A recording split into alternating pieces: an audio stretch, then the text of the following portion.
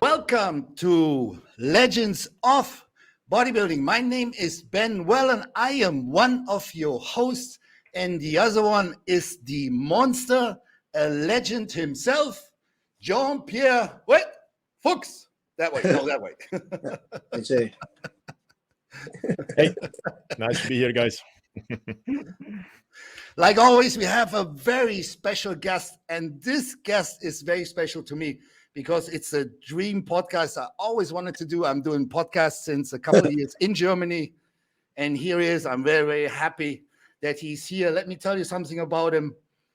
He did his first competition at the age of 13.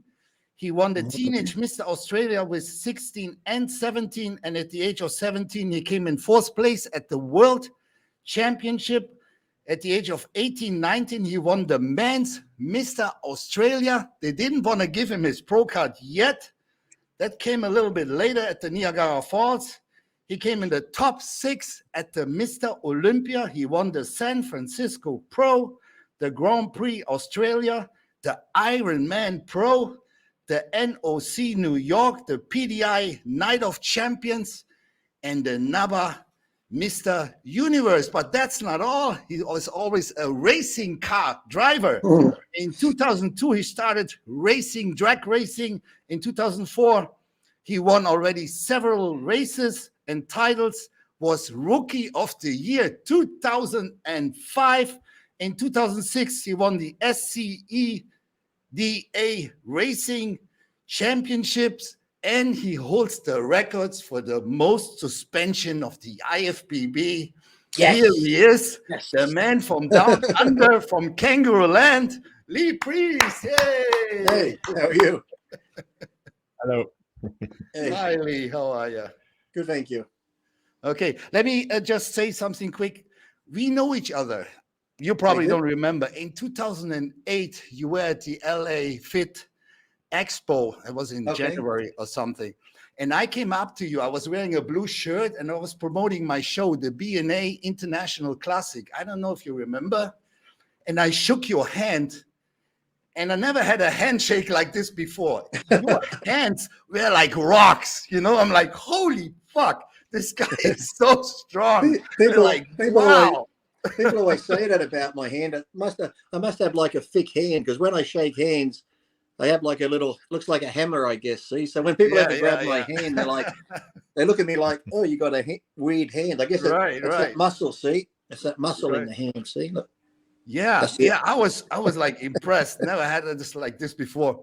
And it was about my show, the Crazy. B&A International Classics, where we gave out brand new cars for the 3 overall winners, Oh, whatever. Nice. We talked about it a little bit, but you don't remember. All good. So, Jean-Pierre, you can start. Okay. Hi, Lee. Nice Hey, to how see are you you? again. How you been? Doing great. Thank you. Thank you. Yeah. Well, we're going some way back. You know, I remember I was seeing you on my first pro show. You were standing on stage, probably already a veteran at that point in San Jose. But I'm very naive when it comes to Australia. I never made it over there. You know, I mean, I you know, what I think of Australia is like chasing crocodiles and, you know, stuff like that. You started training like I started training with like, I started training with like 10, 11. You must have started even earlier. How did you get to start this early in Australia? I started about 12-ish, because my grandfather, he always was into fitness. You know, he'd always go walking, jump rope. He was always just into exercising, because he used to do a bit of wrestling in the army. So he had like a little gym set at home. So I started doing that. And then we had like a local YMCA, like a police boys club I went to, because I was still too young to join a normal gym. So I went to it's like a youth club where kids go there. They had a gym there. And then I just had the weights at home. And then I think it was around when I was 13, that's when Rocky IV come out. So I had to train just like Sylvester Stallone in my garage, doing all the chin-ups and push-ups and doing the abs off the bench where you lower yourself down. I'm thinking, it's funny, I was watching Rocky IV the other day, and that's when I know you're getting old, when you figure, fuck, this come out when I was 86. In my mind, I'm thinking 10 years ago, and it's like almost 30 years ago. I'm thinking time goes so quick, it's crazy. Right. And you start competing right away. I mean, was it your desire from the very beginning? You're like, oh, I'm going to start training and I want to be on stage.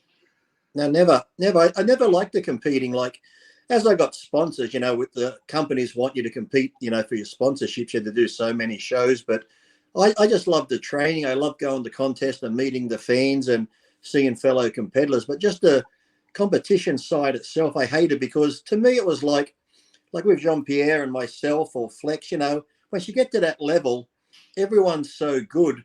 It's really, you know, yes, they have a judging criteria, but really it comes down to a matter of opinion on what the judges want on that day. Because sometimes you watch some of those pro shows, anyone in the top 10 at some of them, or the top 8 or top 6 could easily win. So I always just didn't like how, because, you know, Jean-Pierre or people with the big freaky bodybuilders and they're symmetrical bodybuilders. So it was almost like a preference on what the judges wanted, because, you know, Dorian was freaky, some like that, some like the Flex Wheeler. So to say this guy's the best, I always hated that, because to me, everyone was great. If you can get to that level and you get on the Olympia stage, to me, it's always just hard to pick one and say he's the best, because, yeah, he might be the best, but still he could be lacking calves, and this person has calves. So the competition side, I never really liked. And when I started, I never really got into it to compete. I just got into it because I wanted to look like the He-Man cartoon. So, you know, here comes my cat. My cat has to get on every podcast.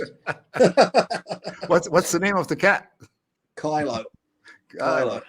Okay. Yeah, but if I don't let him in, he just bangs at the door. So but okay, you won right away with 13, and then you were competing. And by the age of 16, 17, you were already so freaking good. I mean, when you look at those pictures, I'm like, holy shit, how can you look like that? I don't know any bodybuilder, not even Arnold, who looked like that at that age. That was And I always read the comments. People say steroids, but I never took steroids until I was 19. And there's some photos, you've probably seen them, where I'm standing. There's like, I'm in the bush, there's trees and sand. That's when I was 19 at the beginning of the year. halfway through that year, I took some Deca and that, and I put on 20 pounds. So if you see a photo of me at 19 around January, then you see a photo of me at 19 around November, you see the big difference in when I actually took some, when I did my first cycle. So I've always been lucky. Like in the photos, I look a lot bigger. People say at 17, you were big. I wasn't really big. I was only about 70, 72 kilos, but I think because I'm short with the rounder muscles on my frame, you have that illusion of looking a lot bigger than what you really are. So, right. And with 17, you went to the World Championship. Was that in the Open Man, or was it teenage, or what? Yeah, was open, yeah. In the Open with 17, and you Yeah, came actually, in fourth place. Yeah, when I was 17, I also went to America, to Arizona, and did the AAU Universe that Carlos Rodriguez used to run, and that's where I first met Milos. Milos was there competing, and I got second in the lightweight class at the Mr. Universe when I was 17 also. And that was the same year my mother and I, we did an exhibition at the Universe, because at 17, my mother, she was always overweight. And she's like, if I get in shape, will you compete with me? And me being a 17-year-old teenager, I'm like, yeah, if you get in shape, I'll do it, mum, sure, whatever. Next thing she gets in shape, I'm like, oh, fuck, I've got to go on stage with my mum now. This is going to be embarrassing. So we went on stage, and we were the first mother and son in the world to compete together and win a title. So she was happy with that. And she competed for about another 2 years. And I always said she was the smart one, because she retired after that and I kept going. So she had more brains to stop. But what did the people say? I mean, you were an absolutely sensation at 17. They were like, wow, this is the new Arnold, or what did he say? I mean, I think people were just shocked because I developed so early and that. But to me, it was just me. And, you know, when I got to America, and Ed Connors saw me and took photos and sent them to Joe, and Joe pretty much signed me straight away, because I was only originally going over there to do the amateur Niagara Falls show, and I was only going for 2 weeks. Right. And then when Jim Mannion saw me in that and found out I'd won my national title, he said, we should have a pro card. So they contacted Paul Graham in Australia, and I got my pro card when I was there and did the pro Niagara Falls. And then I got the contract with Weider. So like I said, I was only going for 2 weeks and ended up being there 19 years. So. See, I don't understand. You were 19, you won the Mr. Australia again in the Open Man, and they denied you a pro card. I mean, you were so freaking good. Why? Yeah, they kept saying I was too young. So, but I remember Shane DeMora. Do you know Shane DeMora? I remember him. Yeah, he was like 19, wasn't he? He was 19. He won the nationals, and they gave him a pro card. Exactly. Yeah. All right. Remember, So I remember when I went to see Weider the first time, the contract he offered me was so ridiculously low. There's no way I could have even, survived in Switzerland, and I rejected the contract. So you took it. Was it the first? I mean, I remember my first offer was 24,000. Yeah, that was mine. I told him, I said, I can't pay. I told him I can't pay rent, in Switzerland with that. Yeah. So then you stayed and you started to live with Ed, or how did that start all in the United States? Yeah, I stayed with Ed for a while. I stayed at the Marina Pacific Hotel when I first got there. Then I met a guy called Kurt Miller, who became my training partner, and we lived together. He come to Australia and stayed with me here a fair bit. So I lived with Ed for a couple of months, and then Ed would sort of get mad at me because Ed would bring in other bodybuilders, and he's like, Lee, talk to the bodybuilders, talk about drugs. I said, look, Ed, I don't like talking about drugs. To me, I don't care what somebody takes. I don't, what they're taking might not be what's going to work for me. So Ed didn't like that I wasn't so social with the other people. So I sort of moved out. But my first contract was $2,000 a month. And back then I'm like, because I was living with Kurt, we shared the rent, I could get by, and I made a bit of other money just doing a few appearances. Yeah, but it was only 24,000. I'm like, wow. All right. So, but you had to kind of apply for a green card at that point, or how did that I work? did. It took me 7 years to get it. Because at the first time I applied, I was doing through a marriage, but then I separated, so I went for the athlete of extraordinary ability, it's called. So I sent in all the paperwork, and I took forever. I got denied, and in the letter it said, unless you're in the league of Arnold Schwarzenegger, we cannot approve this. And of course, Arnold went to World Gym. I saw Arnold and I said, look, I got denied this, blah, blah, blah. I said, can you write me a letter? And Arnold's like, yeah, you write the letter and I'll sign it. So I wrote this letter saying, Lee is one of the greatest ever. If Lee was competing in my day, he would have beat me and stuff like this. And when I handed it to Arnold, he read it. He's like, oh, and he signed it. But it took me 7 years, and it was so funny because while I was waiting, I'm thinking, well, fuck it. I'm not going to pay tax on my money if I'm not going to get a green card. So I didn't pay tax for 7 years. I got my green card, and then I got a bill for like $100,000 in back tax. Let's go quick. Yeah, let's go quick and revisit one thing. I heard about a story about your grandpa. Sometimes when you didn't want to get out of bed, he came to your window and he was knocking on your window no matter what the weather was. And like, Lee, get your ass out here. We go into the gym or something. He's just one of those guys. He's like, probably where I get my mentality from, because I'd go and do sets and just do reps and reps. Like, the most I did on a leg press of 500 pound was over 1,000 reps when Joe Gold was watching me. But he'd no matter what, he'd just jump on a rope for hours, do abs for hours. And we'd have days where it's like freezing cold, raining, the wind's blowing. And I wake up and I'm like, perfect. I can stay in bed. All I hear, he's outside. He's got a raincoat on the bike. I'm like, you fucking old bastard. I said, if he's doing it, I got to go do it. Because, even I think kids today are a lot softer. Back then, I think men were a lot harder and they got out and did the hard work. They didn't complain. Whereas now everyone's getting a bit soft. So cool. Really cool. Okay. When Ed was here recently, we had lunch. Okay. I asked that. Yeah, I asked that. So all those years, seen all those guys going in and out, and forget about stage and stuff. Who is the most talented, best bodybuilder you've ever seen? And he mentioned your name. And and I said, tell me why.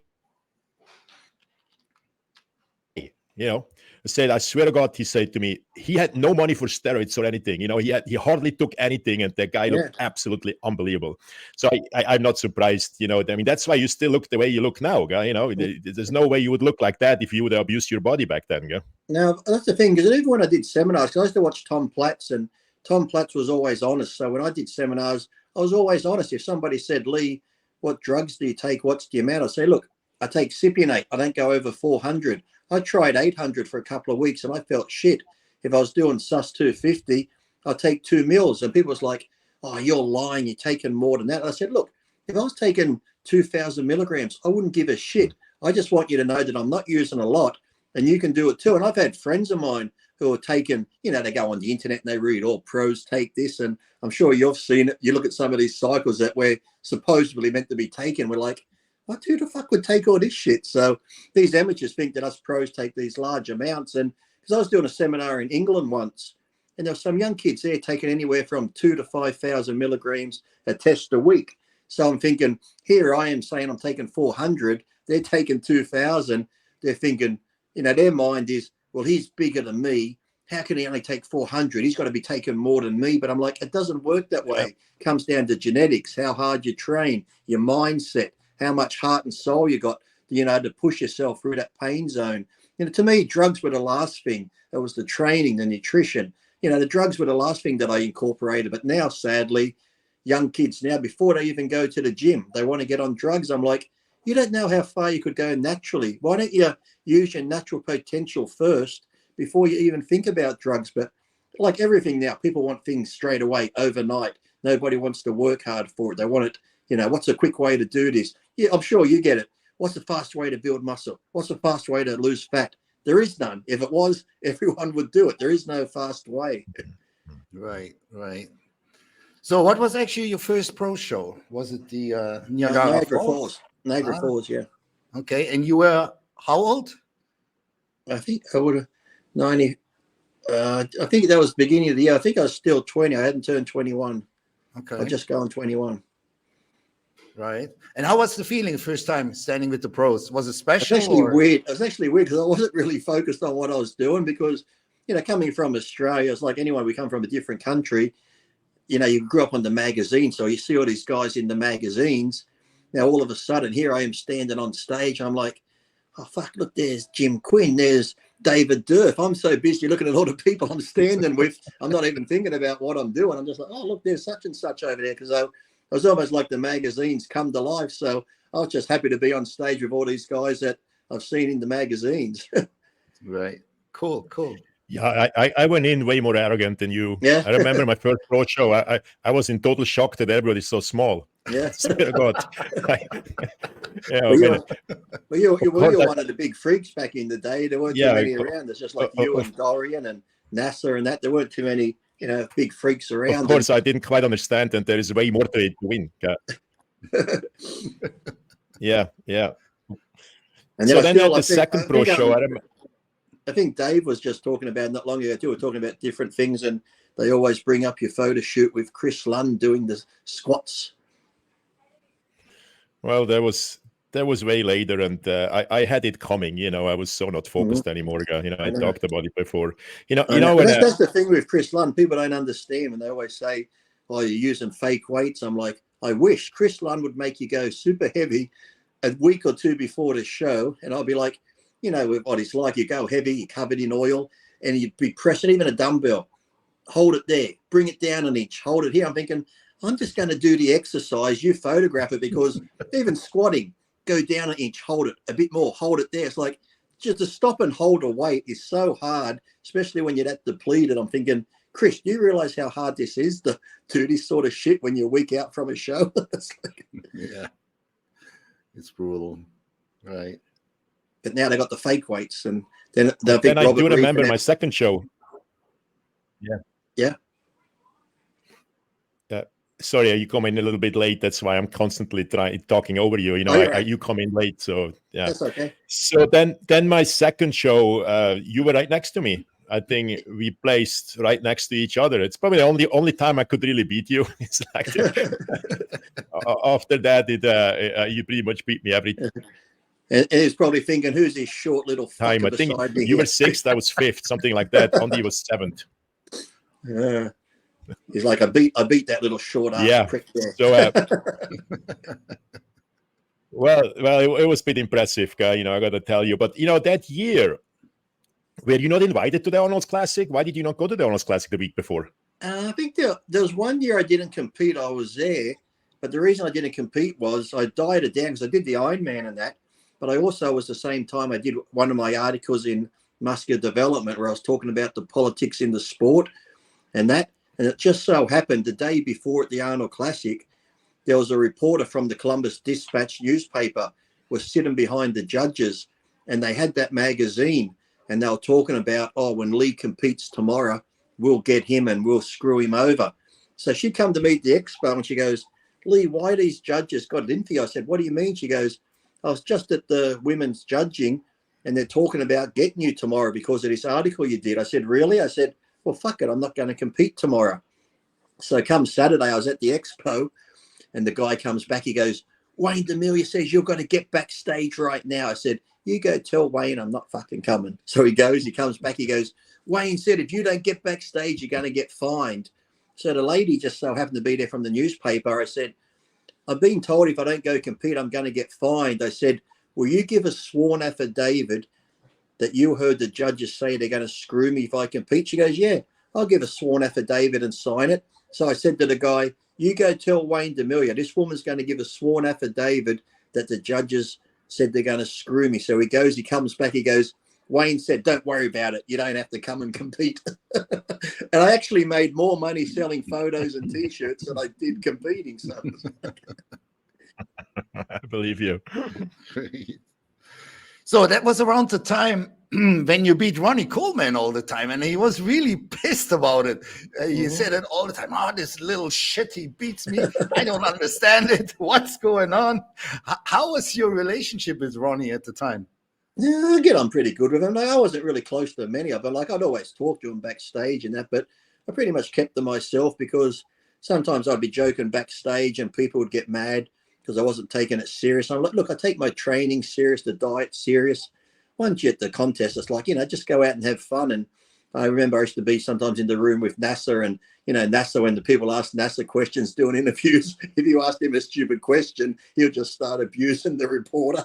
So it was always funny. He's like, you asked me this stupid question. Of course I eat a lot of food. Go away. Go ask somebody else a question. So NASA was always funny. But yeah, I just, Yeah, I just like I said, when I go to contests, I just went to have fun. And when beating Ronnie, it's like you said about Ed. I remember Ed did an interview with Dave Palumbo, and I think, people go, Lee, you never won the Olympia. Like, look, I knew I'd never win the Olympia. I'm a realist. I just did what I could do. If I got in the top 6 at the Olympia or top 10, to me, that was a win, being a shorter guy and not as big as some of the others. But I remember Ed Connors saying that, the freakiest guy you saw in golds was me. And then Jay Cutler said it once in interviews that the freakiest bodybuilder he saw was me. And then Ronnie saying that, I'm thinking, well, to me, that's better than winning any title. Having guys who are at the top in the sport who have seen everything say that I was one of the freakiest they've seen. So I was always happy with that.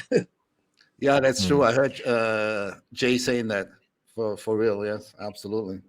That's true. So I remember 97. That's when I thought this could kind of be my year, Dorian's last show. Yeah. I never seen you training at Gold. I was at World Gym then. There, you went to Worlds.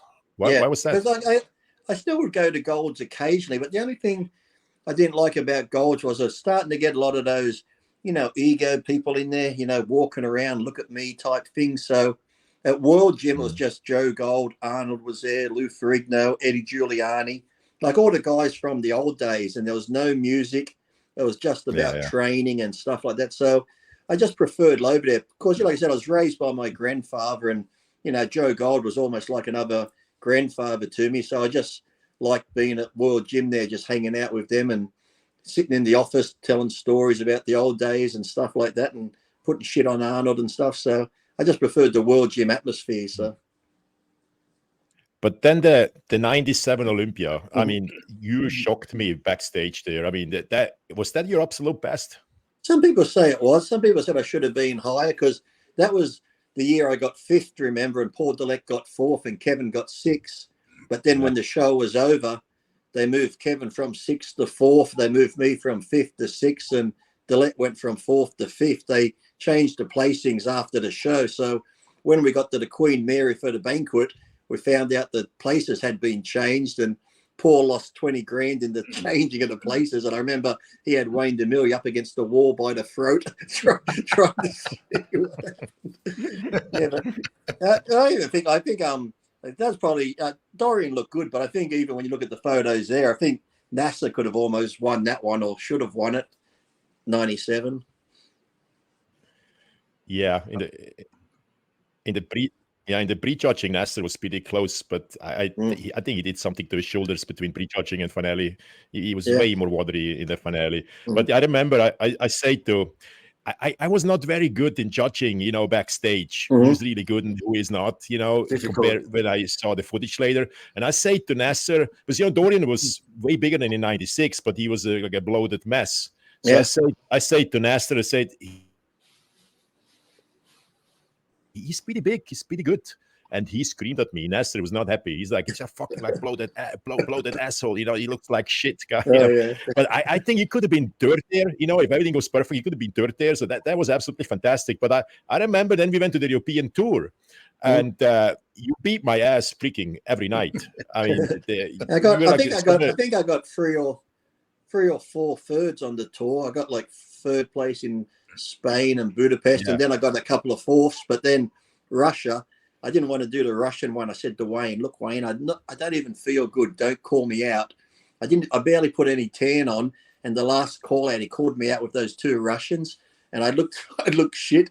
He put me in between these 2 Russian guys. I'm like, oh, thanks, Wayne. But because I think it was when we got to Helsinki, Paul Dillette and I and Vince Taylor, we found this Chinese shop, and we're like, oh, fuck it. We've been dieting long enough. So we just started eating Chinese. And then we had some like Burger King at England. And I remember Milos was getting pissed off because we were eating all this shit food and still beating him. And Milos was taking more diuretics to try and beat us. And he still could have. But that wasn't a bad tour. That was funny because when we were in Budapest, I remember Dillette and I were sitting at the table and NASA was over there. And for a joke, we had the waiter take NASA some chocolate cake. Oh my God, he almost killed the waiter. He just stood up and he's like, why did you bring me this cake? How dare you bring me chocolate cake? Who did this? And Paul starts laughing, and NASA looks over. He goes, you two, this isn't funny. This is a contest. Why would you send me chocolate cake? It's like NASA just lost it. It's funny. Cool. Well, I couldn't stop eating. I couldn't stop eating at that tour. I placed fifth. The shows you placed third, but I just couldn't stop eating. I don't know what the hell. And then after the fourth show, I knew for me it's time to make up some injury and get out of this. So I did join the Well, I second week. remember going on those shitty airplanes. Was it Aeroflot, whatever that airline was, that like it was going to crash every time it took off. So they give you some cheap airline, I guess. Yes. With Wayne DeMille in the IFBB, I think it was the cheapest airline, buses, hotels. I think was it going to one of them from Spain or one of them? We were like at the airport for 7 hours. There's like a 7-hour delay in that, and Wayne's like, "Lee, can you find Kevin?" I'm like, "I don't know where Kevin is." I go down to the toilets. Kevin's in the toilets. People are looking at him, and he's starting to tan up at the toilets in the airport, because by the time we got to Spain, we're there like so late. We had to go straight on stage, and then from the stage back to the hotel, and they're only there for 3 hours, and it was get up and get on another plane. And people are like, "Oh, you're so lucky you get to travel the world." I said, "Yeah, but you don't fucking see anything. All you see is the airport, the hotel, and the place you're competing at." Right. Super stressful for sure. Yeah. Between the 98 and 2002 Olympia, you ranked all between 6 and 8. And in 2003, what's that video when you had long hair and you looked like shit when you came in 15th? Yes. It's funny. I didn't want to compete that year. It's like I started getting ready for it, but if you're not 100%, you can't get ready for a show. So one week I'd be on my diet. I'm going to do it. Next week, fuck it. I just went and ate McDonald's. So I put a post online. Could have been getbig.com at the time. I said, "Look, to all my fans, I just don't have it in me. I don't have it. I'm just not the right mindset to do the show, but I'll beat the expo. So come by the booth. I still want to meet you or take photos." "Oh, did I get abused? How dare you not compete? We're buying tickets to come see you." I'm like, "Oh, fucking hell. Okay, I'll do the show." So I did the show, and then online, "How dare you go on stage looking like that? That's an embarrassment." I said, "It's like I can't win. It's like I told you I didn't want to do the show, so I did it for them, and then they abused me for looking like shit." I'm like, "Oh." Right.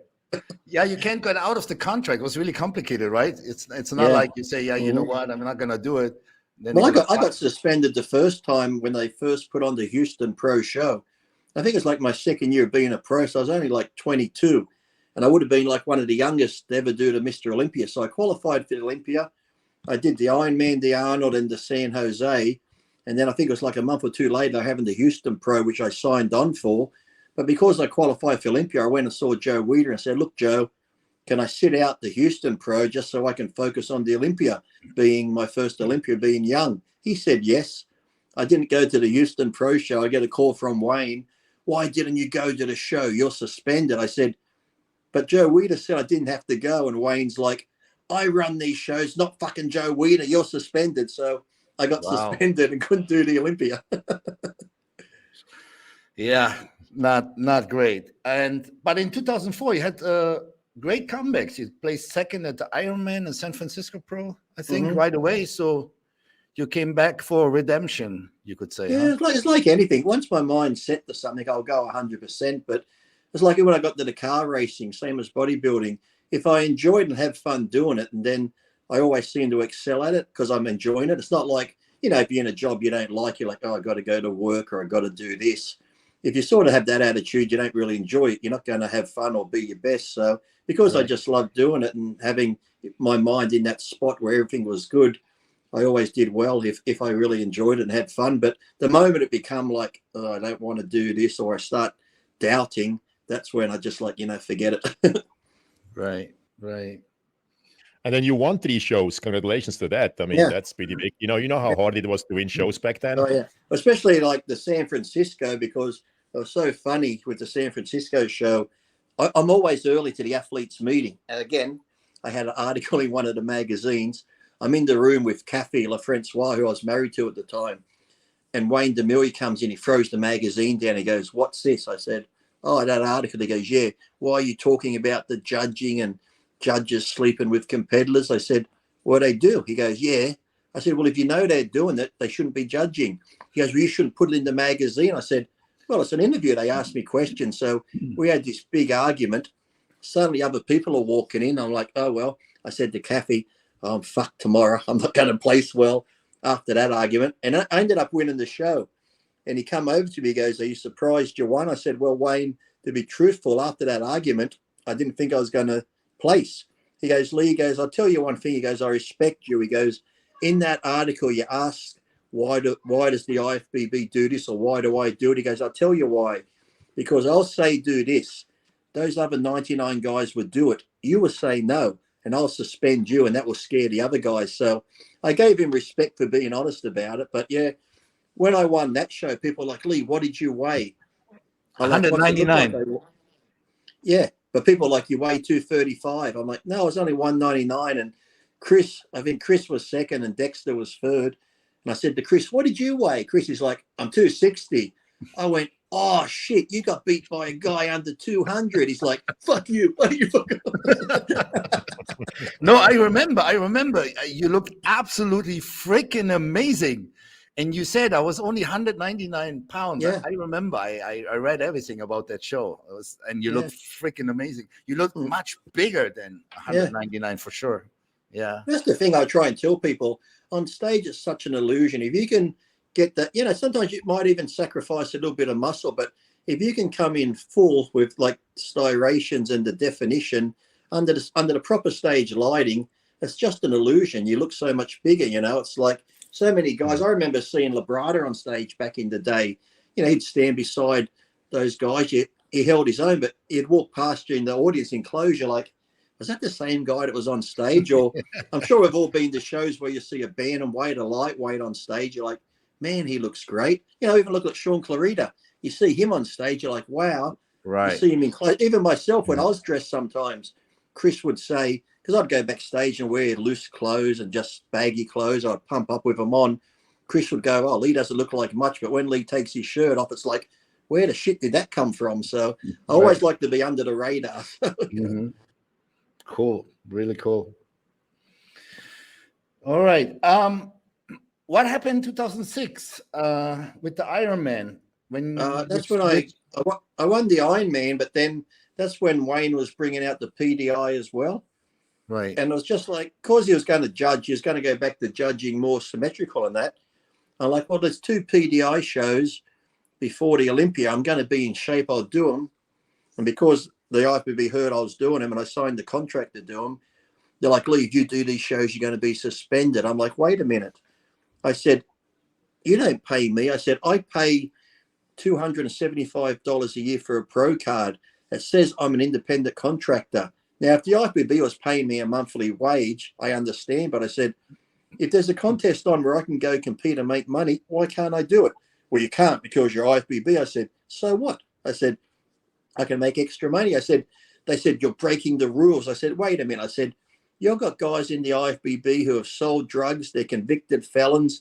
You've got some that have done gay porn." I said, if some kid was to look up this bodybuilder, "Hey, mum, look at this guy. Oh, look, there's gay porn." If they look up Lee Priest, what's Lee Priest doing? Competing. And that's the worst thing, is it? So they said, "Well, if you don't do the second show in England, you'll only get half a thing." I said, "No, look," I said, "I signed on. They've sold tickets. I'm going to do it." I said, "If you're going to suspend me, suspend me." So they gave me 1 year suspension.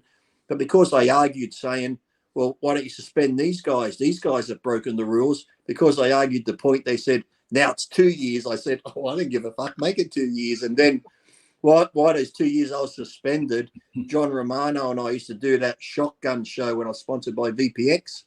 And we just talked about the politics in the sport, good and bad. We just answered people's questions. And then I was meant to go, I think it was like Switzerland or somewhere. I was meant to go do a seminar and that, and then had all my ticket ready to go. And then the promoter calls me up, "Lee, I can't have you come. The IFBB said if I bring you here, I'm going to lose the sanction of the show because you're being suspended for life." So that's how I found out I got suspended for life. So. Holy shit.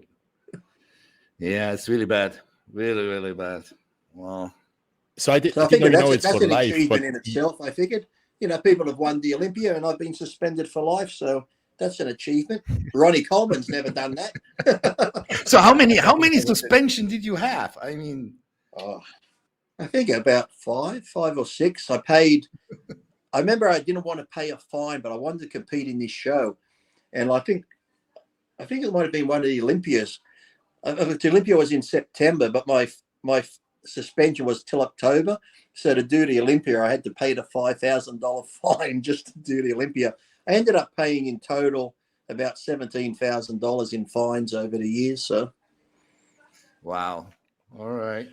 But you competed all the way up to 2012, and I saw in the NABA 2012 were you amateur universe? How yeah, I did the NABA universe in 2013 because I took 7 years off.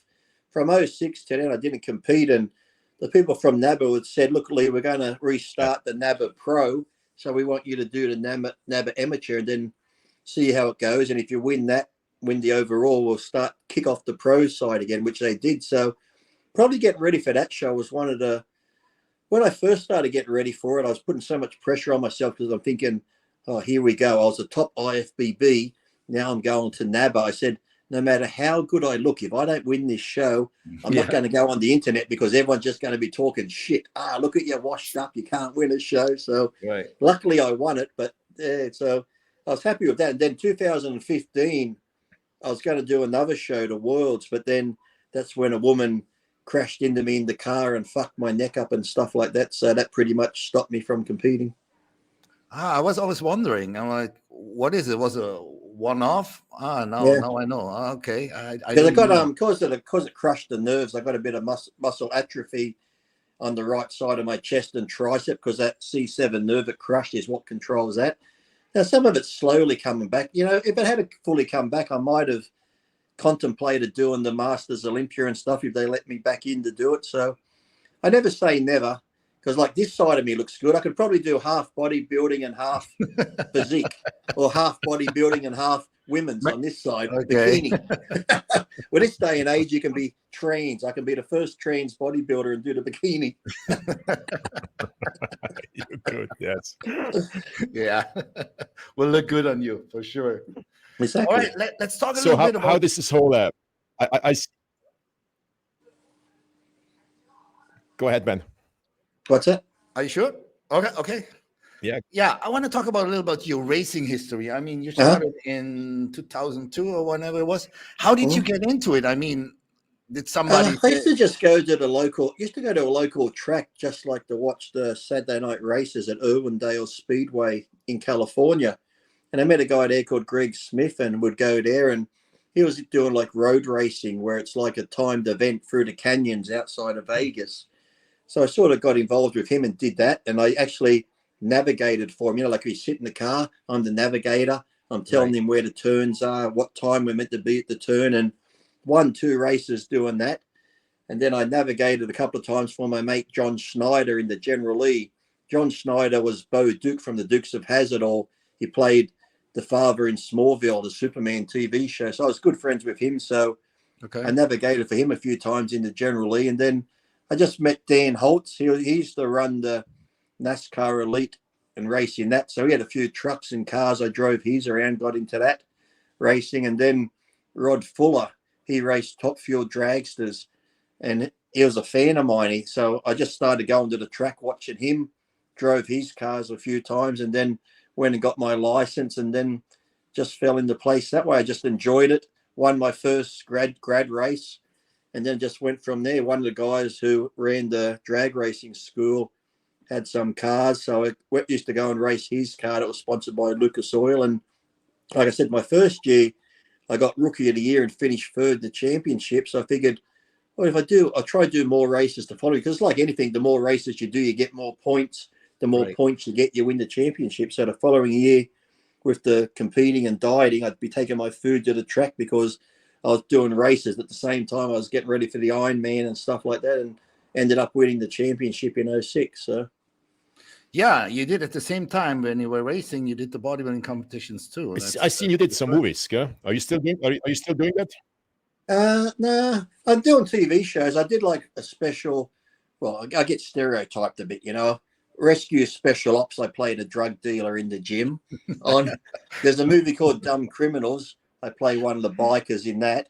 And there's a TV show called Fat Pizza. I'm in 2 seasons of that, where I play the white supremacist, white power guy who's in charge of the white supremacy gang. And it was funny, when I was filming that TV show, we're in Sydney, big multicultural area in Sydney, and some of my friends who come to film it with me are proper bikers. They're covered in tattoos. Why I wasn't filming, we just said, let's go get a coffee. They don't need us right now. So we go to the coffee shop, and everyone's staring at me. I'm like, why are they looking at me? Must be a tattoo on my face. My mates are with me. We're all covered in tattoos. But I forgot. I was still wearing my T-shirt with white power on it and stuff. So we go walking into the coffee shop full of multicultural, you know, there's Lebanese people and that. Here we come covered in tattoos wearing white power T-shirt. They thought the KKK just... No one said a word. They're just looking at us like, oh, shit, don't say anything. So, yeah, I just finished another TV show now called Local Council. Comes on TV here. It's called 7 Mate, the station, like the number 7 MATE. You might be able to find it online, but October 26th, that starts. It's just about local councils. It's just a show where we make fun of the council. I play a parking officer, so I just go around giving people tickets for parking illegally and stuff like that. So a lot of swearing. It'll be one of those shows that offends a lot of people because we have to go to meetings in the council because one of the guys on the council wants to be a woman one day, then the next day he wants to be a cat. So he wears a cat suit to work. So it's going to be one of those comedy shows where it's sure to offend. And well, the first thing I ever did, though, was when I did the body work for the first Hulk movie, I went up to Universal Studios and auditioned. They called me back. They flew me up to George Lucas's studio. And the first Hulk movie with Eric Bana, the Australian actor, I did like a lot of the movements, like where the Hulk was swinging the tank around, I was swinging a sandbag on a piece of rope. When he's fighting the Hulk dogs, I'm just throwing sandbags around. And because Ang Lee, the producer guy, the director, he had one of those suits on that has all the little motion capture on for he moves.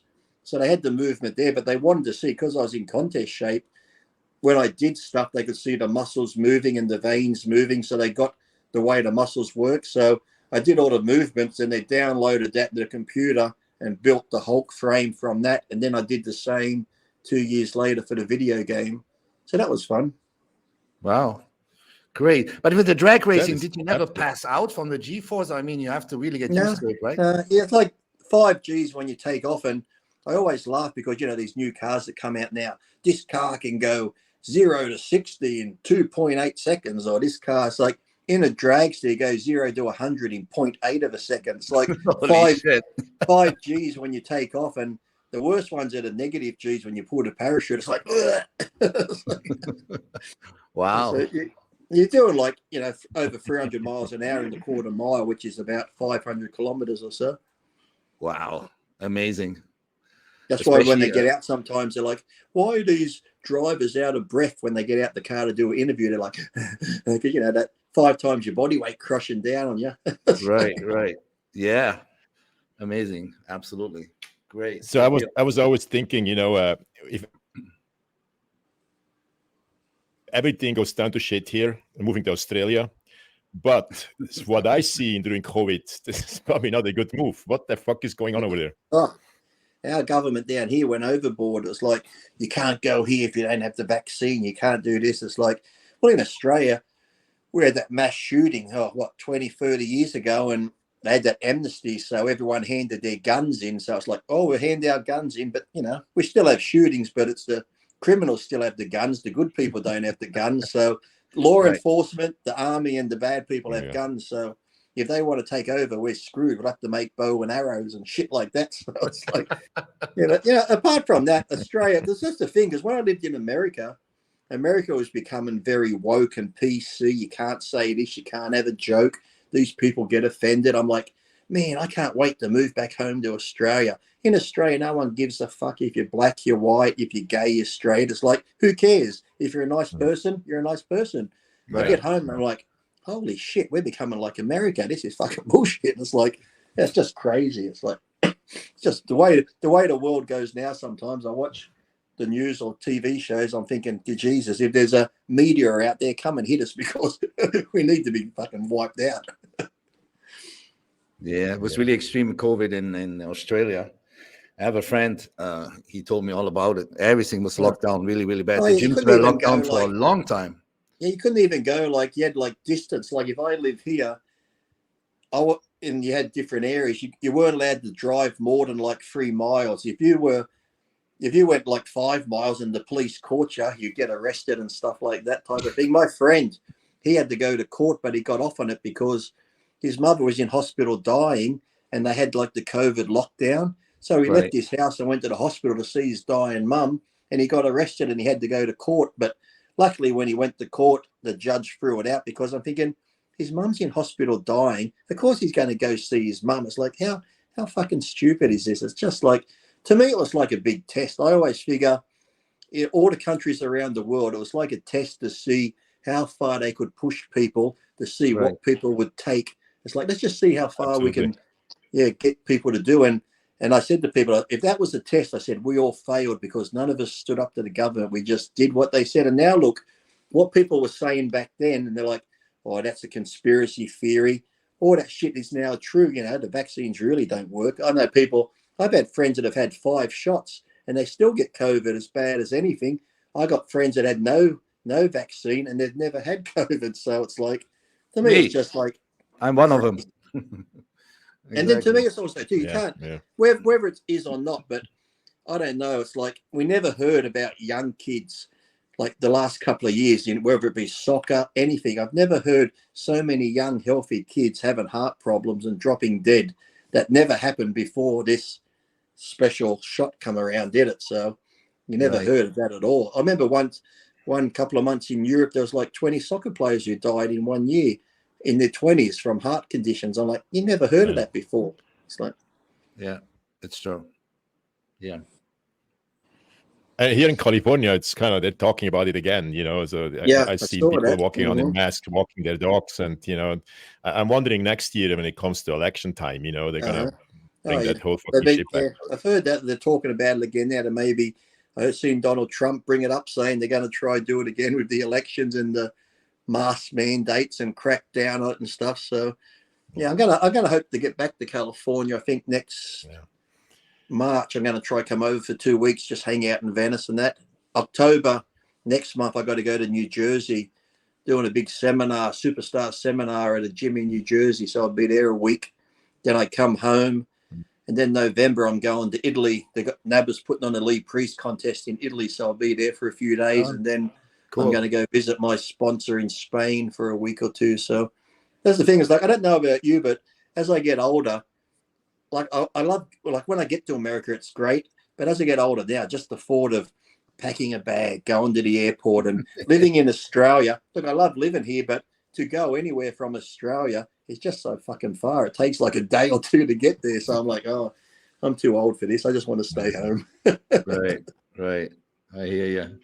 I feel like the second I leave the house, it goes downhill from there, you know. So I just love to stay home. And I know, you know, like your friend Sean, you know, he tries to constantly do some kind of stuff with me, and let's do this seminar here and this and that. It's just not me. It's not how I live. You know, go around and collect $1,000 here and there. I just like to stay home, and it gets worse as I get older. But you have your own show.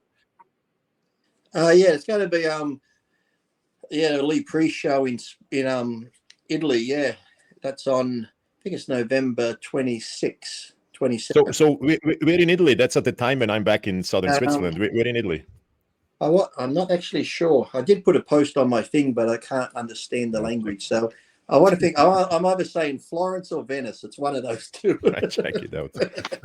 Somewhere there. Somewhere in Italy, for sure. Hey, Lee, I heard on some other podcast you were talking about some really freaking crazy sex stories. I mean, enlighten us at least with one. Give us your best one. Give us your best shot. What do you got? I had so many.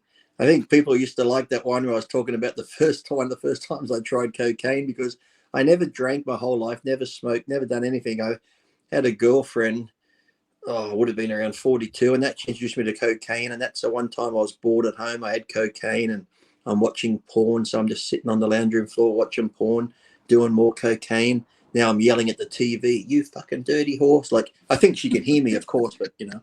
Then I'm like, hold on, I'm getting horny. So I started playing with it. But then if you take too much cocaine, you go, like that. And I'm thinking, Right. But it still feels good. So I'm thinking, how can I make it hard? So I took my shoelace off my shoe. I tied it around the end of my coffee, and I tied the other end of the coffee table. So I stretched it. Where you see those barbers sharpening their thing on a leather strap. That's how I'm stroking it, tied to the coffee table like that. I'm yelling at the TV. I got the cocaine there. Now my cat's watching me, and I'm looking at my cat. I'm thinking, don't you fucking judge me, cat. So then all of a sudden I bust out laughing. I'm thinking, I'm sitting on the floor, got no pants on, my dick's tied to the coffee table. I'm doing cocaine. My cat's looking at me. I figured, then it hit me. I said, say if I fucking die, and this is how my mother finds me, I'm going to be tied to the coffee table. I figured my mum's going to walk in and go, what the fuck?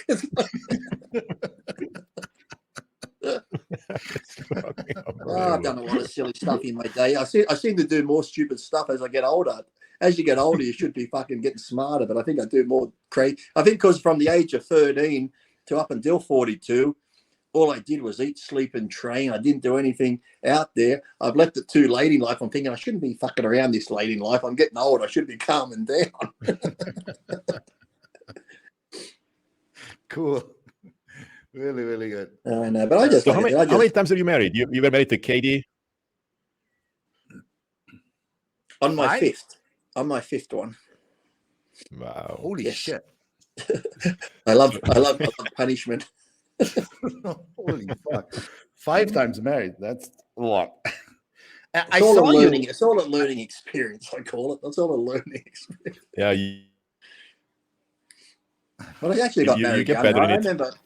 I remember I got engaged when I was 18, living in Australia. Before I moved to America, I was engaged. I've never, because even when I was with a girl, I'd always get in arguments because they always say, oh, you travel around, you get hit on a lot. But, and I hand on my heart, when I used to do seminars or travel, I never got hit on because I was there to do the guest posing or seminar. Then the promoter would say, hey, Lee, do you want to go out to a strip club? Do you want to go there? I said, no, I just want to go back to my hotel room. I'll just go back to the hotel room, get room service and watch the latest movies that were on the TV. I never liked going to nightclubs. I was never into that. That was never my scene. I said, I've always a homebody, and Ed Connors would get mad at me sometimes because he's like, Lee, you could be making so much money doing appearance every weekend. I said, yeah, but Ed, yes, as long as I got money to pay the bills, I got a roof over my head, I was comfortable. Yes, I could make more money, but in making more money, I'd be too stressed out traveling every weekend, going here, going there. So to me, that sort of quality of life where you're stressed out, okay, you're making more money, but am I happy? No. So I'd rather make less money and not do that to myself. So Ed would get mad. You should be making more money. So promoters would call me. Promoter will call me up. I'd be like, hello, are you busy? Such and such. I'd be like, wait a second, I'll have a look. Yeah, I'm busy that weekend. I can't make it. And I'll just sit at home and watch the Daytona race on TV or something. So cool. I remember Kathy. I saw her a couple of times too, and then she had beautiful blue eyes. Yeah, for sure. And you guys were training together sometimes. I saw you at Worlds. I remember. Yeah. And but she always seems to me, she was a little cuckoo. I don't know. When I talked to her, she was weird. As if she's in her own world, if she's not here. Well, maybe it could have been when you met her too. She didn't really speak. When I first met her, she didn't barely speak any English at all because she was French Canadian. She only spoke French. So when we first met, we could barely understand each other. Anything that we said was just like, drawing diagrams and trying to explain stuff like charades. You're like, Cassie, let's go. Yeah, exactly. It's like, well,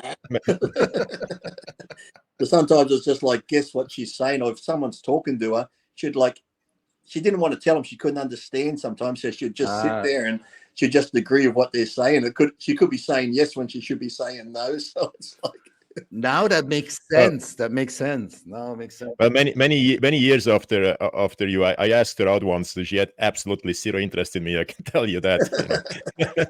She's like, you're too big. You're too big. Yeah. You're gonna crush me. Yeah. Yeah. There's only. She's not gonna go from this fun guy to Vanilla Swiss. For a bodybuilding girl, I should probably pretty level-headed to a few that I've met, because I've met some bodybuilding girls when they get on the hormones and stuff, and they're they're out there. It's like, and then don't forget when you go down on them, you almost poke your eye out on the clitoris because it's so big. It's like, oh, Jesus, what the hell is that? I'm scared she's going to bend me over. Oh, holy fuck, what's that? But you were together with another woman. She was always like a fitness figure. Hey, Adela.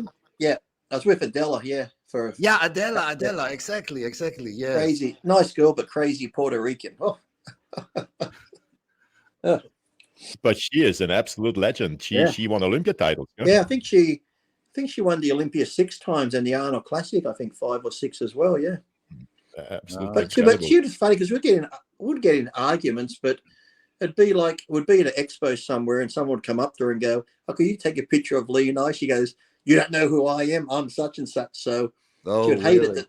Because sometimes people who follow bodybuilding aren't really into the fitness, and sometimes you should be at an expo somewhere, and I'd say to her, because they wear the smallest clothing, the boobies are sticking out and stuff. I say, why don't you cover up a bit? I said, look, I'm not trying to tell you what to wear, but the only reason I say it is because I'd be standing back there. There'd be some guys, and they're like, "Who's that girl?" I don't know. Go get a picture of her. Look at her boobs and that. So to me, I'd get upset because I knew the hard work she did. She's 6 times fitness Olympia. So I said, you should be respected for that, not just guys wanting a picture because your tits are sticking out. You should get a photo because I'm having a photo with 6 times fitness champion. They're just thinking you're a girl with your titties hanging out. So I just hated that some people didn't have the respect for some of the girls in the industry just because they either didn't follow it or know who they were. So So you have a big ego, huh? I've seen your with your kiddies there. Yeah. I read somewhere you had a fox. I got 5 cats. I had 6 cats. I got 2 dogs, 2 American staffies who tore my shoulder when I walked them a couple of months ago. Had them both on one arm, and 2 of them are like 230 pounds combined. This guy let his dog off the leash, so my dogs went really quick like that. I went snap. I went, oh fucking hell! It's like now I'm getting injured walking the fucking dogs. You didn't have a pet fox, huh? No. I have where my mum is. There's foxes. I feed the foxes there, so that might be where you heard about that. The foxes come down at night, and I feed them lots of food. They wait outside the fence and gate. So you live a little bit outside of town or in a village? Where my mum lives, she lives in a town, but out where her back fence is, it's just a big open hill with trees and that. There's kangaroos and that. So started feeding 2 foxes, and then 2 foxes turned into 4 foxes, and then 6 foxes. And now my mum's like, Lee, you got to buy more chicken necks and bags of chicken because there's more foxes coming. It's like, I think, bloody hell, now I'm spending all this money feeding the foxes. All right. Yeah, I used to have foxes around the house, and they used to circle my cats, but they never attacked one. Yeah. They're not that much bigger than a cat, and they never, ever. You ever watch those videos of them online where it sounds like they're laughing? They sound like they're laughing, and that the foxes have that funny laugh. Yeah, they're nice animals and stuff. Yeah. All right. Yeah, I like all animals though. I used to volunteer at the animal shelters and stuff, and when I sold all my bodybuilding trophies, I just auctioned them off. I gave, Sean Ray's like, Lee's finding it hard. He's got to sell his trophies. I'm like, I'm not. I just gave the money to the animal shelters for food and medication for all the stray animals and stuff, so they don't get put down. And the good thing was, because when I move all the time from America to here, all my bodybuilding trophies were in boxes. I never had them out on the shelves because I don't like looking at it. Like here I have, the Hall of Fame from NABBA and the Night of Champions plaque. This one up here is where Bush made me an honorary Texan, President Bush. I got a letter from the Queen because I wrote to Queen Elizabeth. But, all stuff like that. I got Rookie of the Year, but all my bodybuilding stuff, I didn't need it. And then the good thing was, though, the people that brought my trophies were like young kids that have a home gym or a normal gym, and they'd send me photos saying that, your trophy here motivates us to train. So I said, well, that's the best place for it. It's better than sitting in a box in my laundry. If my trophy is motivating younger kids to train, then, that's good. I heard you took the plates off of the trophies and put it on the wall or something. Yeah, on a lot of them, where it said like the contest name. I haven't put them on a plaque yet, but I pulled them all off. So I was going to get like a nice wooden shield made, and then just have all the little nameplates of the different contests put on that. Okay, cool. If I can find what I did with the bag of them, who knows what that is. I don't have any of my trophies from the amateur times mostly. I have no idea. So, but 4 years ago, I went back to Switzerland and stayed with a friend overnight. And his little boy, 7, 8 years old, kind of came crying to the living room. And he's like, "Are you here to pick up your trophy?" I said, "What are you talking about?" So he walks in with my Mr. Universe trophy. The guy used to own a gym, so I had no idea. I said, "Don't worry, keep the trophy, guy." Well, that's like when I was with Black Skull, my sponsor. So he's now 17, 18, and he's 17, 18 and about to be drafted into the NHL, in a year or so. Cool. So cool. I'm happy that the trophy helped him some. He's going where the real money is. Right. Yep, that's for sure. Right. So real money, what's coming next from you? I mean, we heard the bodybuilding show, but you have other stuff going on, huh? Yeah, just do, like I said, I'll be doing that seminar. And then I do a few podcasts. I still do the RX podcast with Dave and Jimmy the Bull. We have that funny show now called Confessions. I do tomorrow where I put on my priest top and people send in confessions and we just forgive them or we just make fun of whatever they've done. So surprised we haven't been kicked off YouTube yet. So I've just been doing that. And like I'm sponsored by Mental Monkey and that's my friend. I helped him start the company years ago and he wanted to sponsor me then, but I said, look, you're just a new company, get on your feet. So after a while I was with him for a couple of years, but then that's when COVID come around and he was still paying me. I said, look, Aaron, you're a good friend of mine. If it was anybody else, if it was just a company, I wouldn't care, but because you're a friend, I don't want to take your money because I can't do anything. I can't travel or anything like that. So I went with Dave with Species for a year. Then when that was up, I've gone back to Aaron now, and Aaron's based out of England, but he lives in Spain. So he has like the clothing, the supplements. He has like a vodka range, and he's opened up a nightclub and coffee shop and that. So I'll be going over there. All right. And he's just joined the Hells Angels. What could go wrong? I say, what could go wrong? Nothing from that point on. If I go to Spain and you don't hear from me again, You ride a motorcycle, Lee? You have a motorcycle? When I was younger, I did, but then with the bodybuilding and, I like them, but to me, it's just like, people in cars now, no one pays attention anymore. They're in their own little world or you're not meant to, but they're on their phone. And I've seen so many accidents happen, not the motorbike's fault, just cars. And I'm thinking it's too easy to get injured and get killed, even if someone just doesn't pay attention. Because if you're on a motorbike, you've got to ride for yourself, but also you got to be of your surroundings. But I've just seen so many people in cars who just don't care. It's just like they pull out on motorbikes and stuff like that. So no, I try to avoid them as much as I like them. I just no. Yeah, I love them, and I know what you're talking about. I always watch everybody and expect always the unexpected. Then you're usually good. But it's like people say to me, because I race cars, they're like, "Oh, Lee, do you race your car around the streets?" I'm like, "Why would I do that?" I said, "Look, I can handle a car fine." I said, "But it's the other people on the road. Look, I can drive the car fast down the road. I can do this, but you don't know if the car in front's going to hit their brakes. You don't know if the car he's going to pull out on you." So I said, there's too many variables to act like an idiot on the road. If you're just going to be on the road, you got to remember, cars are a deadly weapon. If you use it the wrong way, you're not paying attention. It's so easy to do damage to anyone. So you just got to, and I think too, when I did the car racing, it taught me a lot more respect for cars, the speed, what cars can do. And I think, being on a racetrack where you see all that, when you drive normally on the road, you just don't have that urge to act like an idiot. So, yeah, right. And I heard you spent Christmas with your best friend. Is that true? Which one was that? Sean Ray? Christmas. When did I last? I haven't seen. Actually, Sean's been quiet lately. I was asking Dave the other day. I haven't even seen many videos of him online or anything. I was a bit worried about him. I'm like, where's Sean been lately? Because normally he puts up a video about me doing something or he mentions something. I remember I was challenging him to a celebrity boxing match. He's like, Lee's only doing this to get publicity from me. I'm thinking, oh, Sean, shut up. It's like, Sure. I don't even know how the whole hate thing started. I'd never hated Sean at all, but he just started talking about me. And then people send me a thing. Did you see what Sean said about you? I'm like, no, because I don't go looking at what people say. So people send it to me. Sean said this. So I just do a funny reply that he'll get mad and reply back. So it was never, I was never serious about it. But I think he used to get serious sometimes and get all upset and carry on. I remember one time he did a thing, Lee's homeless, living in the streets, drug addict. I'm like, what? So I did a funny video showing a couple of garbage bins saying, this is where I live, in this garbage bin. And this is my shopping cart. I had like a red and blue shopping cart. I said, these are my two vehicles that I use to get around and collect aluminium cans in them.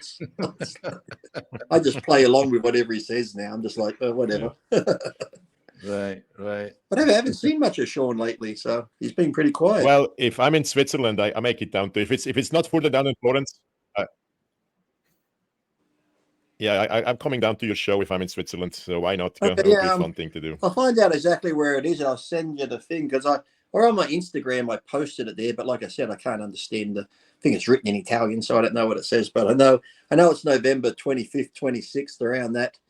The city, I'm not too sure. He just sent me another video. I have to look at it. So, but it should be a fun show. So it's funny. I don't think I've ever been to Italy. I've never been to Rome and those places. I like places. That's why I love England, and I love I love places that have history. Like, you go to places where there's castles or Egypt and stuff like that. I just like seeing stuff like that, thinking that, I remember I went to this place in England, under the cellar was where the whole roof was like shaped like a dome, but the whole roof was made of tiles from homes that the Romans built like over 2,000 years ago. It just blows my mind to think that all this shit here was 2,000 years ago, that Romans were touching it, and you can still touch it today and stuff like that. So that's crazy when you look at stuff like that. When you even look at Rome, the aqueducts and all the stuff they built back then. And I always watch those shows on how were the pyramids made. Everyone's got their idea of how the pyramids were made. And when you look at some of the things they built, and even you get people today saying,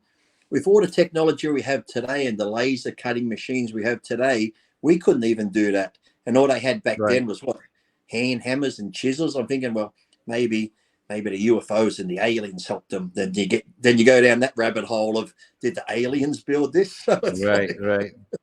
But definitely, if you can ever make it to Rome, I've been there several times, the Colosseum and all this stuff. It's amazing. Go there, please. I'd love to see it. Yeah, it's amazing for sure. So how did you?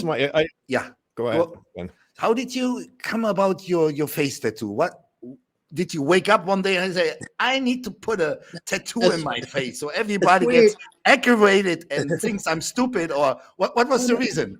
I never realized how tattooing my face being on my face, I didn't realize how it would affect so many other people out there in the world. It's like, I'm like, get a life, people.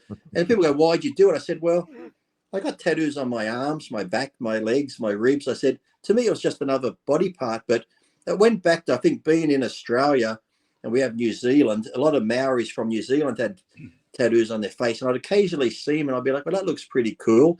Or then I watch those old movies even where gangsters would have scars on their faces. And I'm thinking, I might cut my face and put a scar. That would look pretty cool. And then I was thinking, I might get a face tattoo. But then Tyson got a face tattoo. I said, if I get one now, they're going to say I'm copying Tyson.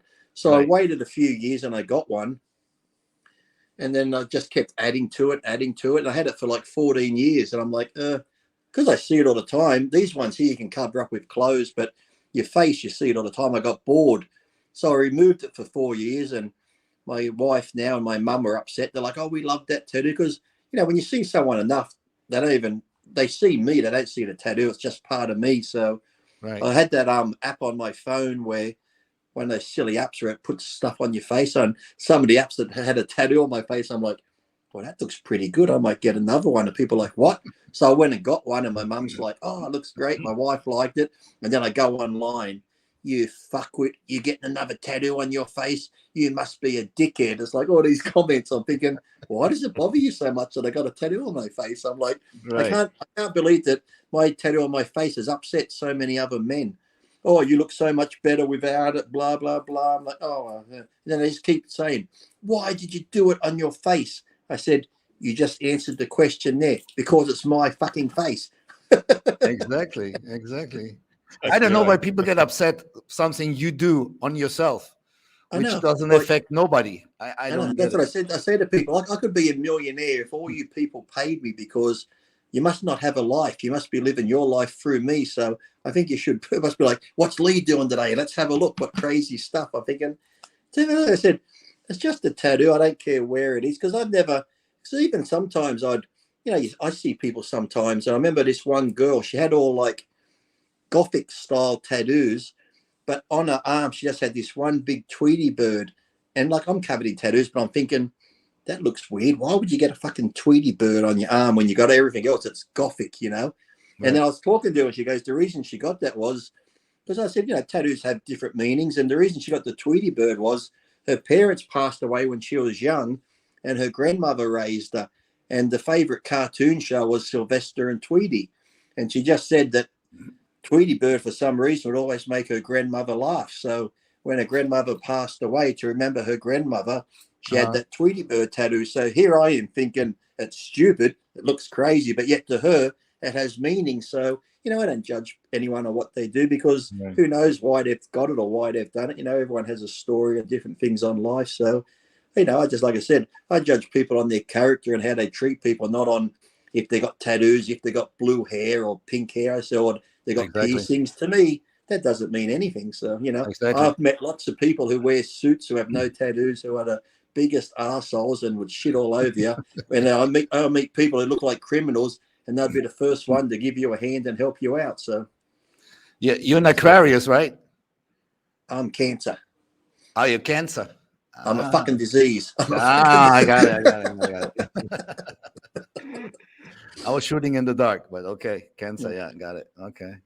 Well, you have a free spirit. That's for sure, and that's really nice. That's why I've always been in from a young age. I've always just done my own thing. I've never been one of those people. Everyone's wearing these shoes. You got to get them, or everyone's like, I just did my own thing. I'd wear some of the people. Why are you wearing that? I'm like, it's comfortable. I remember I was going to buy a brand name. No, it was just. One of those. I was in a sporting shop in England once. I went to buy something, and my friend's like, "Don't buy that, Lee. That's the brand the poor people buy." I'm like, "Who gives a fuck?" I said, "I'm not into."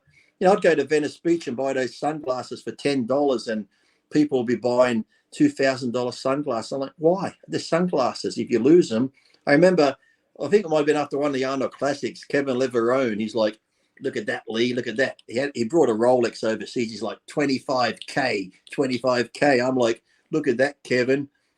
Like Seiko, $200 does the same thing yours does for 25K. And like, that's a watch. It's like, I've never been into the name brand shit like that. To me, it's just, even if I had the money, it just seems a waste. I'd rather use that money, because I've always said, if I have lots of money, I'm the type of person I'd be broke because I like helping other people. Even now, I'll go out, mainly old people, because I just like, for some reason, I like older people because they have good stories.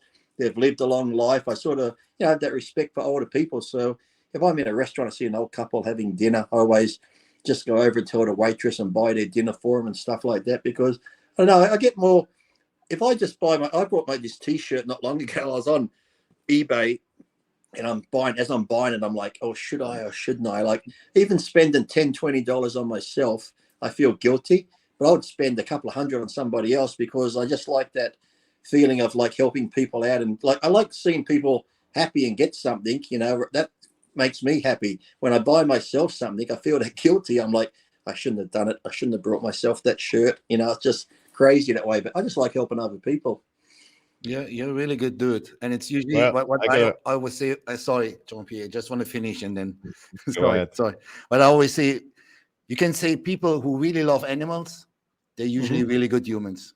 There's always something. And it's funny because people get mad at me because I'll be watching the news sometimes and it'll be like, someone got killed, this and that, or that happened. I'm like, who gives a fuck?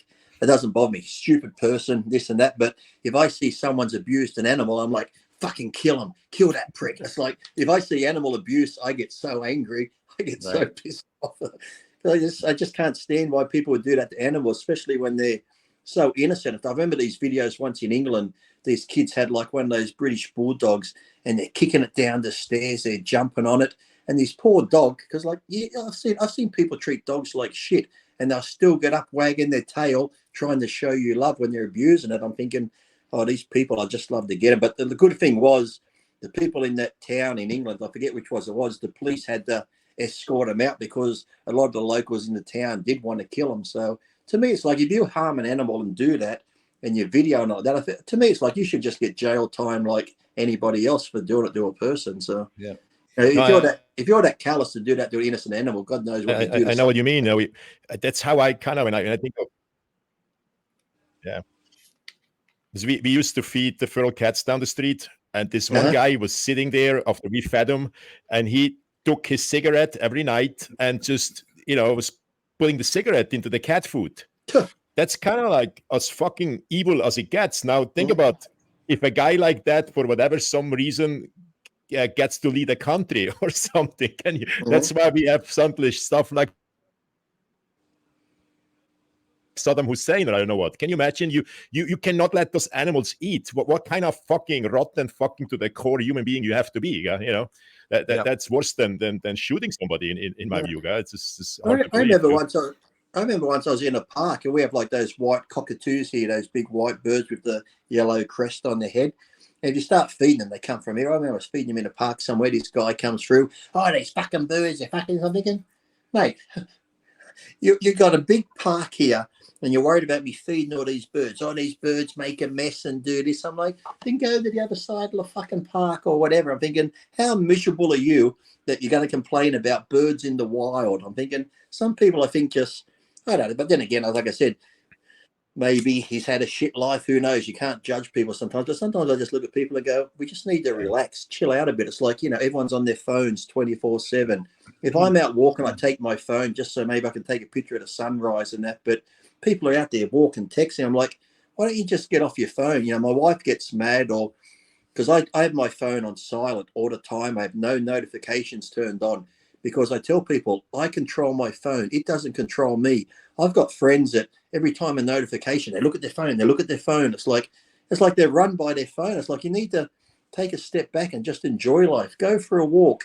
Like I hate when you see these concerts now. Everyone's filming on their phones and doing this. I'm thinking, why can't you just go watch it and remember it here? Photograph it in your mind. Just enjoy the show. Stop watching it through your phone. It's like crazy. When I walk my dogs, I never take the phone. When I go to the gym, I never take the phone. Yeah. I get in trouble about that. I always tell people, I always say, listen, if you're look, I take my phone to the gym when I'm doing cardio to watch YouTube and stuff. But I said, if you really want to get into bodybuilding and you want to be a pro, I said, you can't take your phone to the gym. Oh, but I take it for music. I said, there's music in the gym. You shouldn't need music to get motivated. You should be motivated enough to go to the gym to want to train. I said, and I see it all the time. People, okay, you take it for music. You go to pick another song. Wait a minute. I've got a couple of messages. I'll have a look. So like I said, if you're focused on your training and now you read a message, say it's a bad message, now your whole mindset's gone out the window. So I said, unless you're a doctor who's on call 24/7, if you can't go an hour to 2 hours without your phone in the gym, you got issues. It's like, and like I said, people that have actually done it, they said, Lee, oh, thank you. I can't believe how much better I trained. My focus was better. It is because you're focused on your phone. I've seen people, I'm only on it for a minute and I'm watching them. Like I said, when you get on your phone sometimes, if you're watching YouTube, it feels like a minute, but you're like, fuck, that's been 20 minutes. Like time just goes. So I said, if you're serious about being a bodybuilder, leave your phone at home. You don't need to film every exercise you do. You don't need to, if you want to film your training, do it at the end. Train hard, then go back and take a couple of photos of the exercises. But how many gyms you go in now? There's fucking tripods and there's an influencer over there and there's somebody over there. I'm like, oh, fucking hell. It's just like, back in, I said, if I had done that in the 80s when I was training, the guys in the gym would have dragged me outside, punched me in the head and said, now go back inside and fucking train. You wouldn't have got away with it back then. That's for sure. Right. Okay. Yeah, you are exactly. I mean, I don't even know you that well. I know we competed, but we did our own thing. But if you think about it, other than the few really big guys who won Olympiad titles, and there's nobody really who left a mark like you. I mean, it's everybody knows who you are, and I don't watch a lot of podcasts and stuff, but occasionally when I see your face somewhere there, I listen for a few minutes, you know. I mean, congratulations. I mean, think about 40 years ago you started and you're still kind of like, people know who you are. I mean, that's great. But that's the thing I think it upsets a lot of people, because I always laugh as people go, oh, what's Lee doing on a podcast? He's so irrelevant. I'm like, well, occasionally I look at the views when I'm on podcasts and I still get the most views. So I figure whether I'm talking shit or being serious, people like to listen, because I must be like one of those things. Oh, who knows what Lee's going to say? Let's just watch what he says. So it's like, I don't even know, because people love you for sure. I never really watched the podcasts that I do, but one time I was watching me and Dave on something and I was laughing, and my wife's like, why are you laughing at yourself? I said, well, you have to understand, when I do podcasts, I just say whatever.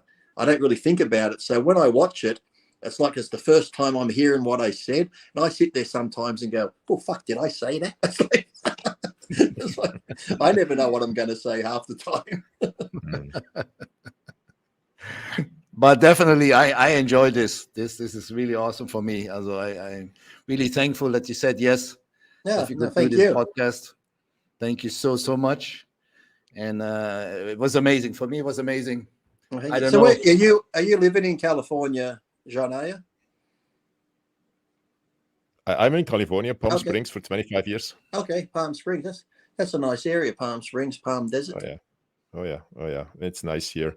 So I'll have to let you know when I'm there, because I said I'm going to come out maybe beginning of March. I'm going to go out to California for a week and maybe Vegas for a week, and that because Jay wants me to do his podcast. But just going to do the old, go back to like in the 90s, just going to hang out at Venice, go to the firehouse, go to the gym. Just, that's a sad thing too, because it was good when I went back there earlier. Was it this year or last year? Last year. Because, gold has changed. But to me, even though it's changed, when you go in there, all the memories come back, the atmosphere, it just feels like it was back then. And then it's sad too, because I sometimes watch some of my old training videos and I'm like, oh, this is depressing. And people are like, oh, no, it's motivating. I'm like, well, there's 5 of my mates on this video who are now dead. So it's like, sometimes it's good, but yet it's sad at the same time, because, we've lost people in the sport, and even like Joe Gold and stuff like that when they passed away. So as much as it brings me joy, there's also the sad side too, because sometimes I sit here now and I think, oh, I'm 51. And it just seems like from 20 to 51, I'm like, where did the time go? Now, when I was younger, your parents would say, when you get older, time goes quicker. You're like, yeah, Mum, sure it does. And now I'm older, I'm thinking, fuck, it's true. It does go quick, doesn't it? And now I'm thinking, how much longer do I have? I always tell my wife, I'm living to 100, so I get a letter from the king. So I'm going to live to 100 just to annoy people. So when I'm 80 years old and I go online, they're going to go, that fucker's still here? But yeah, I remember World Gym in the mid 90s until late 90s. I went on vacation. I used to live in Germany at the time. Mm-hmm. And either Joe Gold or his nephew were in the gym. And I never paid. They're always like, how long are you going to train? I'm going to be here 2 weeks. Come in, train. Like, I never paid one single dollar in all these years at World Gym. They were so friendly, so nice. It's amazing. Yeah, it was a good crowd. Like I said, you get there early in the morning, and Eddie Giuliani would be there. Eddie was the one that, in Pumping Iron jumped in Arnold's arms and that. He was always there. Zabo was there. Arnold would come in, Lou Ferrigno. It's just that good crowd, the good atmosphere, being on the outdoor deck early in the morning with that salt sea air. It's just, you can't sort of describe that era. Bodybuilding's still great now, but I just don't think you can beat that time when you'd go into Golds sometime and you'd see Flex Wheeler, Chris Cormier. You'd see like 10 of the top pros in the gym at the same time. They were just incredible days like that. Now, people can train anywhere and be everywhere. But, back then, I just don't think you're going to see those times. It was, at the moment, it's not bad. I'm thinking Vegas, because you got Jay Cutler and Flex Lewis and Milos and Regan. There's a lot of guys in Vegas right now. So that's almost like a new Mecca. So I think it's starting to create sort of an atmosphere again with like the Dragons Lair gym and that, which is good. So it gives people a location. And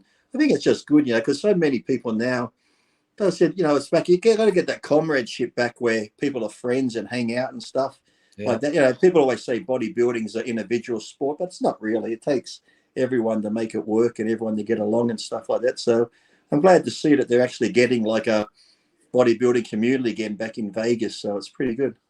It's true. Yep. That's what it looks like. All right. Jean-Pierre? I spent some time at the Dragon. Yeah, I spent some time at the Dragon Layer before the Olympia, and it's the first time in years I felt that atmosphere again. You know, it was pretty great. It's good, isn't it? It almost makes you feel like you want to get back into it. Oh, I can do it again. And then I go lift up a heavy weight, and I'm like, oh no, I fucking can't. Yeah. Now I just get a really light weight now. I'll be doing curls with like a 30-pound bar, and someone goes walking past me as they get close. I go 201, 202, and they go, "Oh, that's a lot of reps." I go, "Yeah, I'm just doing high reps today." So I just pull a number out of the air. I'll be on the leg press when they come past. They go 421. They're like, "Have you done 400 reps?" I'm like, "Yeah." I'm like, that is the worst when you get older. You get so freaking weak. You're so freaking weak. Well, I did a post the other day. People thought I was going to kill myself. I just said, "Oh, I feel like killing myself." I was joking around because I happened to be doing leg press at the gym. And I might go as heavy as 7 plates a side now, but I just do 50 reps or so. But as I got the 7 plates on the leg press, they had one of my training tapes on the TV on YouTube. And I was doing leg press on the TV. I was that leg press at Gold's Gym. It was fucking loaded to the hilt, loaded up top. And I'm looking at it, and I'm looking at the machine now, and I'm about 21 there. I'm 51 now. People are like, "Lee, this is motivation." I said, "This is fucking depressing to me." I'm looking at Yep. I'm looking at what I used to do and how I used to look. I look in the mirror and I'm like, "Oh, fuck it, I'm going home."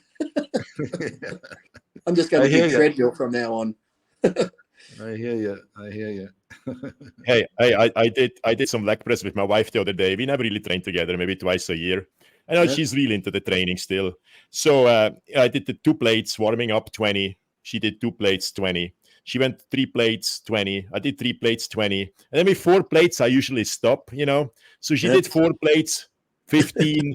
I did 4 plates. I go for the shit. No, I got 5 plates here. Yeah, 5 plates on in freaking 15 years, you know. I say I can't have less weight on than my wife, you know. That there's even now. So I did go to 5 plates and died with 10 reps, you know. So that's about where I'm at now. So yeah. What happened? What did you do, Lee? What did you do, Lee? Huh? I don't know. It's all just disappeared. I don't know what happened. Yeah, we disappeared. To think back in the early 70s, they could talk to someone on the fucking moon. And I can't even get a signal across here. That's if they went to the moon, of course. Who knows? That's a whole other podcast. The moon landing. Right.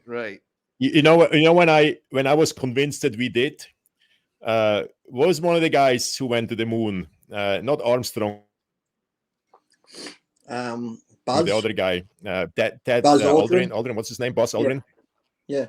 Yeah. So he had a speech about the moon and stuff, and some guy came up to him, some freak, and he's like, "Well, you know, there's no real proof that you guys ever made it." And Buzz just punched him in the face. I knew that second. Yeah, he was up there. Definitely was up there. I remember that year. He punched him right in the face when he said that. Yeah. I didn't know that. That's cool. All right, Lee, I think we're at the end. Okay. Thank you so much. And I hope we can repeat that. We can repeat that in the future. That was very enjoyable. And I'm pretty sure there are many more sex stories you can tell us. Well, I'm sure there is. We'll have to save that for a part 2. Exactly. Yeah, when I started to talk to Ben about it, that was a few times on his German podcast. So I started talking to him about, let's do something in English. And we talked about guests. And from the first moment on, he's like, "Can you get Lee? Can you get Lee?" Yes, because you're so interesting. You're so amazing. Now that we've talked, when you put this up, who's going to be the first person to go, "Why does he have a stupid fucking tattoo on his face for?" Steroids must make you crazy. Oh, shut up. No, I tell people, just be yourself. And my wife would sometimes say that. She goes, "You're so lucky." I'm like, "What do you mean?" She goes, but she has to go. She works in a job she's a manager at a tobacco shop, and that she goes, "I have to act a certain way with customers. You can just do whatever." I said, "Well, I think that's how people should be. People should be honest. People should be able to be themselves, as long as you're not hurting anyone or you're not upsetting someone or insulting them. Just be yourself." Because I think people today they try and put on this fake thing. Like they might have different groups. When they're with this group of people, they've got to act a certain way so they like them. This group's got to act a certain way. I'm like, look, just be yourself. If people don't like you for who you are, they're not worth hanging around. Just be who you are. That way there's a lot less stress. You don't have to worry about, I've got to act a certain way, talk a certain way. Just be who you are. So I was like, just who cares what other people think? That's one thing I've never done is care what people think about me. I'm like, you want to think that? Go right ahead. It's like, I'll make up stories about myself just to give you something to talk about if you want. So, just be yourself. Who cares what other people think of you? Because you could be the greatest person in the world. You're always going to have haters. So no matter what you do, you're going to have people like you, love you, or hate you. So you might as well just be yourself and have them hate you for being yourself at least. So. Exactly. That's what I did my whole life. That's how it is. That's how we should do. Exactly. All right, Lee. Okay, thank you so much, Lee. Thank you. Great. Thank you. I'll let you know when I'm over in California or try hook up or something. Yep. Very good. And give me that Italy go. We won't go train. We'll just go eat. Fuck training. Oh yeah, absolutely. So next time you make a podcast when you sit on a kangaroo, right? Yes. Yeah, I want to see you sitting on the kangaroo. Wrestling a crocodile or something, Exactly. Right. Crocodile Dundee. Come on, like, crikey, look at that crocodile. Isn't it massive? Talk real Australian like the crocodile hunter. Crikey, mate, you see that crocodile? She's a big one, huh? All right. Let's do that. Okay, have a nice day over there. You have a day. Thank you. Thank you very much. Yes, it's 12:30 on Saturday afternoon. All right. We have Friday evening over here. See? I'm coming from the future. So all you people who are worried, Saturday is coming. So Saturday, the world hasn't ended. Bye, Lee. Thank you very much. All right, guys. Thank you. Bye-bye. Thank you. Yep.